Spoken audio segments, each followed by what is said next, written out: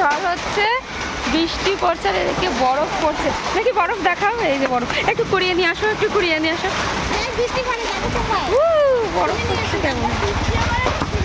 এই প্রথম দেখলাম আমি জীবনে।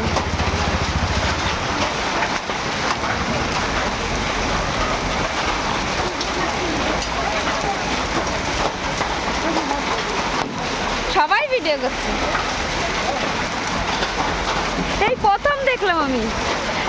টিনে আওয়াজ শুনেই বুঝতে পেরেছি।